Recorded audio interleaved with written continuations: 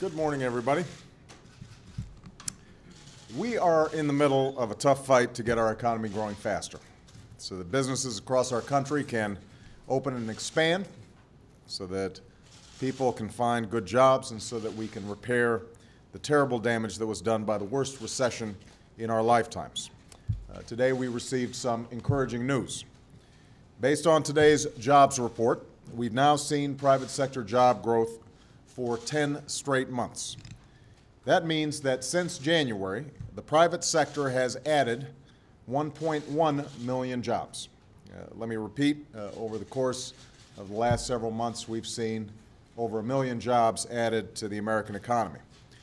In October, the private sector has added 159,000 jobs. And we learned that businesses added more than 100,000 jobs in both August and September as well. So we've now seen 4 months of private sector job growth above 100,000, which is the first time we've seen this kind of increase in over 4 years. Now, that's not good enough. The unemployment rate is still unacceptably high, and we've got a lot of work to do. This recession caused a great deal of hardship, and it put millions of people out of work. So in order to repair this damage, in order to create the jobs to meet the large need, we need to accelerate our economic growth so that we are producing jobs at a faster pace.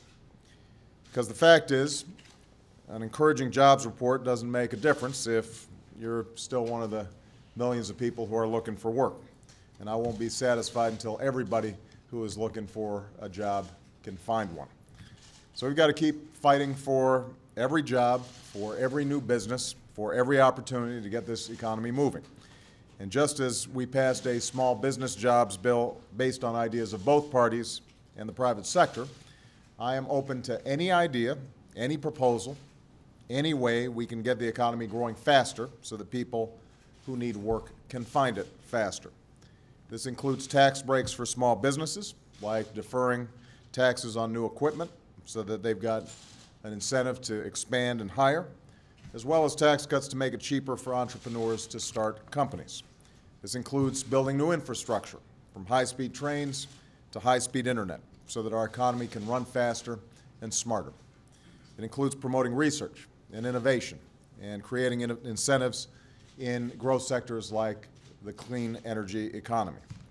And it certainly includes keeping tax rates low for middle-class families and extending unemployment benefits to help those hardest hit by the downturn while generating more demand in the economy.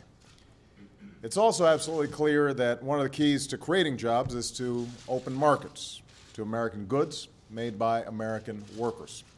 Our prosperity depends not just on consuming things, but also on being the maker of things. In fact, for every $1 billion we increase in exports, thousands of jobs are supported here at home. And that's why I've set a goal of doubling America's exports over the next 5 years.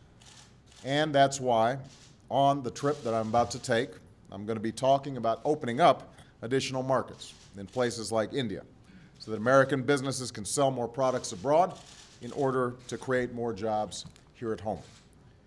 And this is a reminder as well that the most important competition that we face in this new century will not be between Democrats and Republicans. It's the competition with countries around the world to lead the global economy. And our success or failure in this race will depend on whether we can come together as a nation. Our future depends on putting politics aside to solve problems, to worry about the next generation instead of the next election. We can't spend the next 2 years mired in gridlock. Other countries, like China, aren't standing still. So we can't stand still either. We've got to move forward. I'm confident that if we can do that, if we can work together, then this country will not only recover, but it will prosper. And I'm looking very much forward to helping to pry some markets open, help American businesses, and put people back to work here at home during the course of this trip. Thank you very much.